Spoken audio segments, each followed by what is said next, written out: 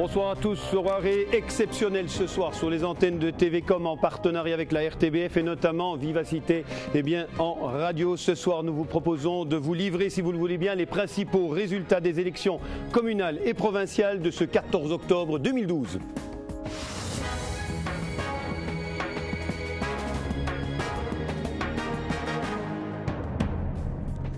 Je viens de vous le dire en préambule à cette émission, ce soir c'est vraiment donc une émission exceptionnelle et qui permettra notamment d'en savoir plus sur ce scrutin communal et provincial avec bien évidemment des commentaires et beaucoup d'autres choses sur cette élection de ce jour. Alors vous avez été pas moins de 7 800 000 électeurs à vous rendre entre 8h et 16h dans les bureaux de vote avec pour objectif de renouveler pas moins de 589 conseils communaux et 10 conseils provinciaux. Rappel, vous le savez, en Brabant Wallon, il y a 27 communes et 37 conseillers provinciaux à élire. Quel est notre dispositif pour cette soirée ce soir? Tout d'abord, c'est un rappel, mais donc nous allons travailler en partenariat avec la RTBF et notamment il y aura une émission avec un décrochage spécial sur Vivacité, spécial décrochage sur Vivacité pour le Brabant Wallon. Je vous rappelle que c'est le 97.3. À mes côtés pour présenter cette émission, quelqu'un que vous connaissez très certainement, Patrick Michal. Il sera donc à mes côtés pour interroger les invités qui nous rejoindront, mais également nous donner un petit peu les grandes tendances du scrutin sur le plan national. Tout d'abord, tordons le cou à une idée reçue. Ce n'est pas le candidat qui rassemble le plus de voix de préférence qui devient bourgmestre, mais bien celui qui rassemble le plus de voix de préférence sur la principale liste de la coalition. Et le parti qui fait le plus de voix n'est pas forcément toujours membre de cette coalition. Par exemple, en 2006, à Grédoisseau, Alain Clabotz avait décroché le majorat, alors que sa liste, équipe, n'était que deuxième de la commune en termes de voix et que lui-même n'avait pas été le favori des électeurs grésiens. Sybille de Coster-Beauchot s'était donc retrouvé sur le carreau. Grosse tension à Grédoisseau, l'actuel bourgmestre Alain Clabotz et sa liste du bourgmestre doivent affronter notamment l'équipe tirée par l'échevin sortant Victor Pirot. On a compris que M. Clabotz avait plus d'affinité avec d'autres membres du collège, c'est tout à fait son droit. Conséquence, on s'attendait donc à un duel avec d'une part une alliance possible, liste du bourgmestre écolo, et de l'autre part l'équipe avec l'alliance communale et un combat pour le majorat entre Alain Clabotz d'une part et Sybille de Coster-Beauchot d'autre part. Mme Beauchot nous explique comment le promoteur, l'architecte, aurait pu caser les 70 appartements qu'elle avait prévu d'y mettre là-bas. Il pouvait les caser, monsieur, parce qu'il y avait 4 buildings. Voilà, réponse rapide alors. Il y a encore 2 buildings qui posent le même problème d'intégration par rapport à la hauteur. Exactement le même problème. Voilà, on ne vous mettra pas d'accord. On ne vous mettra pas d'accord par rapport à ce problème-là. Que ce soit pour ce projet du Centri ou pour d'autres projets à Grédoisseau, une chose est claire, on ne mettra pas souvent d'accord Alain Clabotz et Sybille de Coster-Beauchot. Alors, autre résultat, c'est important également parce que la commune était attendue à Grédoisseau. Je les découvre en même temps que vous. Là, c'est 3 bureaux dépouillés sur 5. Alors, la liste du bourgmestre est à 29%. Donc, la liste d'Alain Clabotz obtient 8 sièges. L'équipe de Victor Pirot obtient 5 sièges. L'alliance communale de Sybille de Coster-Beauchot, 8 sièges. Et Écolo, 2 sièges. Si ce qu'on nous avait dit en campagne se confirme, à savoir l'équipe et l'alliance communale allant ensemble, ça pourrait constituer la nouvelle majorité à Grédoisseau. Alors, Grédoisseau, là également, ce pourrait être une dame à la tête de la commune. On va voir ça avec les tableaux si on veut bien me l'envoyer en régie. Donc Grédoisseau, c'était vraiment tendu entre Alain Clabotz et Sybille de Coster-Beauchot. La liste du bourgmestre frôle les 30%, 29,26%. L'alliance communale de Sybille Beauchot, 28,92%. Vraiment au coude à coude les deux listes. L'équipe 20,92%. L'équipe de Victor Pirot, Écolo, est à 12%.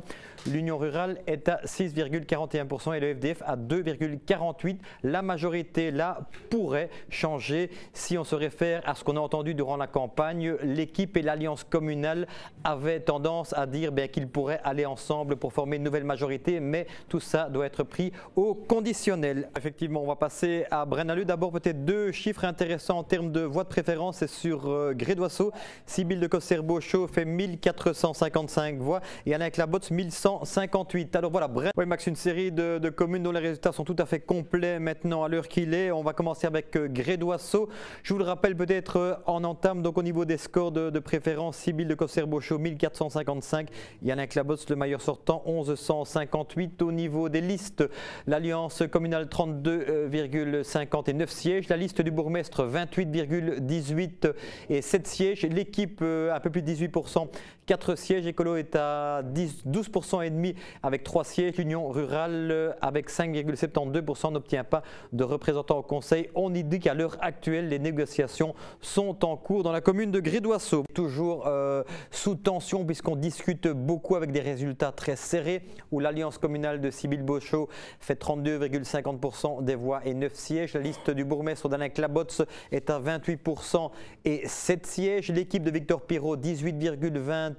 4 sièges, Écolo est à 12,56, l'Union rurale 5,72, l'Union rurale qui ne sera plus représentée au conseil communal, pas plus d'ailleurs que le FDF avec 2,81% des voix en farde. Ambiance ce matin à Grédoisseau où nous avons suivi 2 prétendants au titre de bourgmestre. Comment vous sentez-vous aujourd'hui, Madame Sibylle Beauchau? Bien, sereine. Je pense que maintenant, le choix est à l'électeur. Vous avez bien dormi, Monsieur Clabotz? Très bien, sans aucun problème. Et en plus, il y a du soleil, donc il fait beau, tout va bien. Si vous êtes élu bourgmestre, vous vous attendez d'abord à quoi? Les défis sont vraiment très importants. Je pense à un plan anti-inondation, un plan rue, s'atteler aussi au problème du home renard. Oh, il y a tellement de choses qui sont en cours, il faudra essayer de continuer tout ce qu'on a entamé. Mais le dossier premier, ou les 2 dossiers premiers dont on devra s'occuper, ce sont les inondations dans le centre de Gré et le home renard et son remplacement. Allez, c'est déjà ça, sans s'être concerté, les 2 candidats citent les 2 mêmes dossiers phares.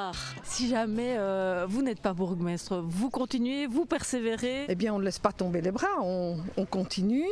Alors ici, j'envisagerai les choses, mais disons que pour le moment, ce n'est pas quelque chose d'envisageable. Oh, comme je l'ai annoncé auparavant, j'aurai enfin peut-être un peu plus de temps libre. Je pourrais enfin voyager, ce que j'ai peu fait ou trop peu fait. Mais j'essaierai de toute façon encore de continuer à relayer et à défendre la commune à tous les niveaux. Vous avez bien voté? Oui, certainement, certainement. J'ai trouvé la bonne colonne et j'ai trouvé mon épouse. Donc vous êtes assuré d'avoir au moins un vote? Oui, et puis comme j'ai 4 enfants qui sont domiciliés dans la commune, j'aurai aussi quelques votes en plus familiaux. Allez, ça fait déjà 5, il n'en reste plus que 1500.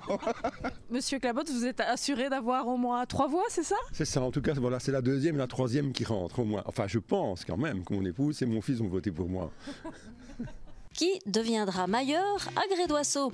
Il y a de la surprise dans l'air, comme le pressent Victor Pirot, tête de liste de l'équipe et engagé depuis 1976 dans la vie politique de la commune. Il va y avoir des surprises? Mais parce que je vais respecter le choix de l'électeur et je pense que c'est important. Donc je contacterai d'abord le candidat qui a eu le plus de voix sur la commune de Grédoisseau. Et si alors Victor Pirot se contactait lui-même, devenant le prochain bourgmestre?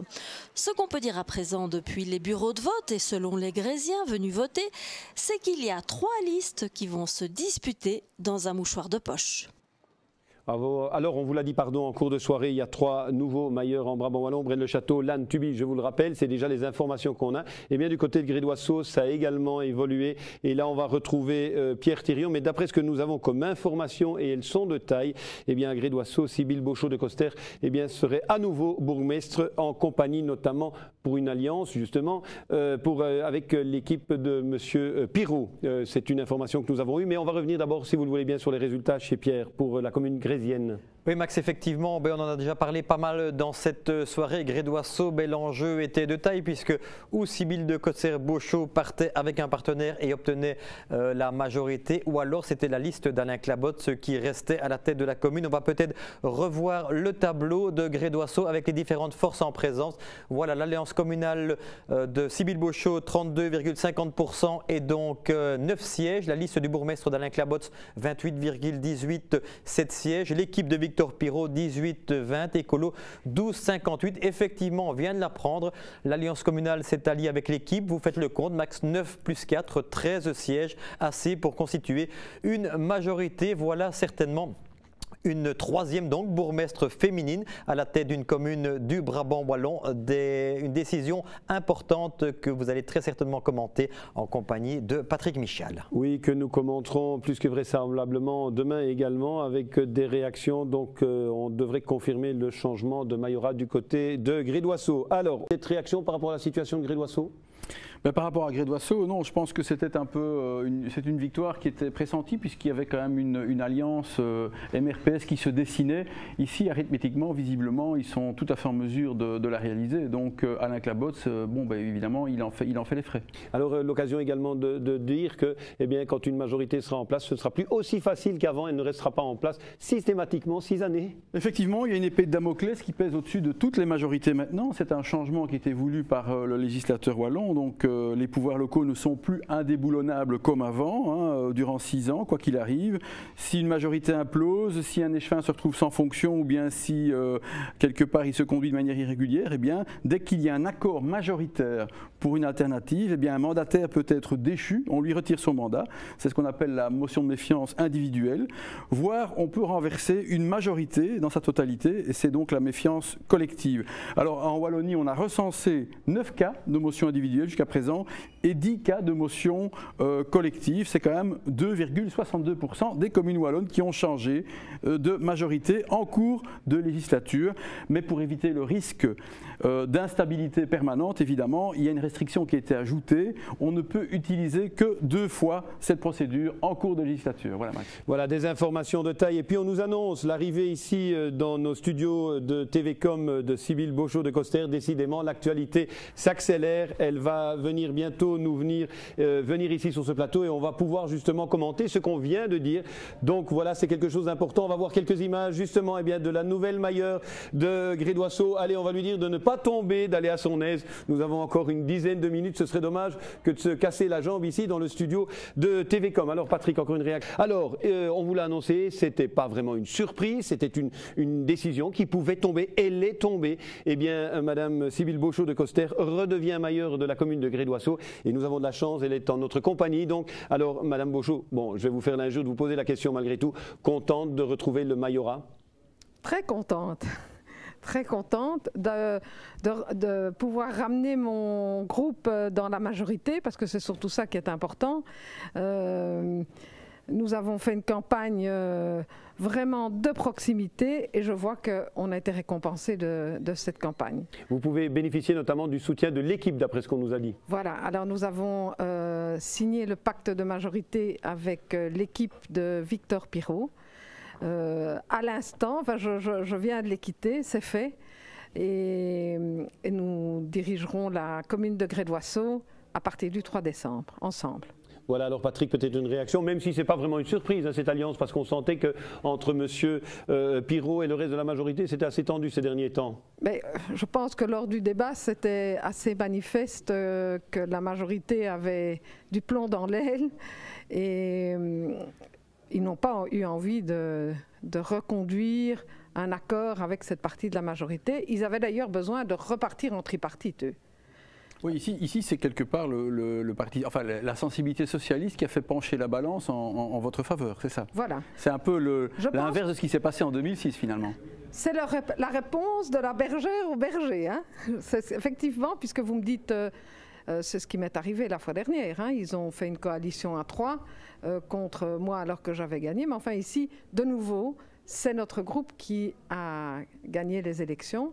Et je pense que si l'équipe a choisi de venir avec nous, c'est à cause des mauvais rapports qui se sont développés à la fin de la législature. Et vous avez choisi de laisser les écolos dans l'opposition cette fois-ci pour, c'est quoi? C'est un peu la revanche encore une fois? Non, non, je pense que puisque nous avons une majorité pas très confortable, mais une majorité à 13, je pense que c'est plus facile d'être en bipartite. Voilà, alors Madame Beauchot, je vais encore vous poser une question parce qu'on me donnait des informations dans mon oreillette et donc j'étais un peu perturbé. Quoi qu'il en soit, on a senti que la campagne à Grédoisseau n'était pas aisée. On l'a vu lors du débat ici, c'était assez tendu. La campagne a été dure et particulièrement à la fin, mais je pense que ce n'est pas la peine de parler de ce qui s'est passé. Hein. Nous avons tenu bon, nous avons voulu être digne jusqu'au bout. Et je pense que ça a payé. Nous avons eu une capacité de réagir à temps. Et voilà, nous sommes les gagnants. Vous êtes une des rares communes aussi où carrément on change de coalition. Donc ici, quelque part, il y aura du changement. Il y a quelque chose que vous allez arrêter tout de suite que l'autre majorité avait entreprise avant vous? Je pense qu'on va travailler totalement différemment.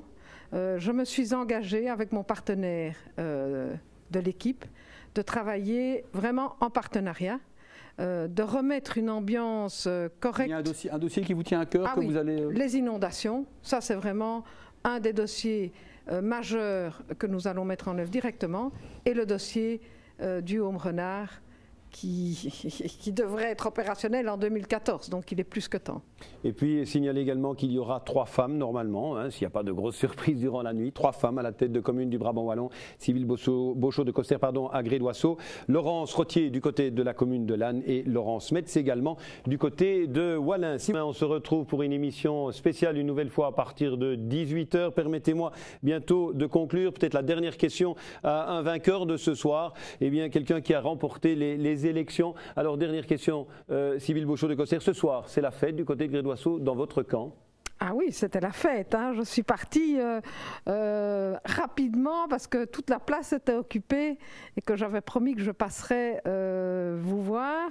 Et donc je vais retourner faire la fête à Grédoisseau. Eh bien, faites la fête, mais attention malgré tout, parce que demain, justement, il y aura sans doute encore peut-être des équipes de télévision qui viendront vous rendre visite avec un jour particulier. Alors, si vous le voulez bien, le mot de la fin, je vais le donner d'ici quelques instants. Dernière question à Patrick Michal. Le fait marquant pour vous, c'est une question un peu piège pour terminer. Allez, le fait marquant Brabant Wallon, c'est quoi? Le fait marquant, pour moi, c'est bien évidemment le renversement de la majorité de Raymond Langenries à Tubize. C'est probablement l'événement politique le plus important de la soirée. Le reste, effectivement, il y a eu des changements aussi, mais plutôt de personnes, pas nécessairement de majorité, sauf dans le cas de Grédoisseau, où effectivement, c'est peut-être le deuxième gros changement pour l'instant. On verra ce qui va se passer encore à Mont-Saint-Guibert, à Ytre et à Rebec, parce que là aussi, il y a effectivement pas mal d'incertitudes qui demeurent ce soir. Et voilà, et comme je l'ai dit et déjà dit et répété, nous serons attentifs à tout ça.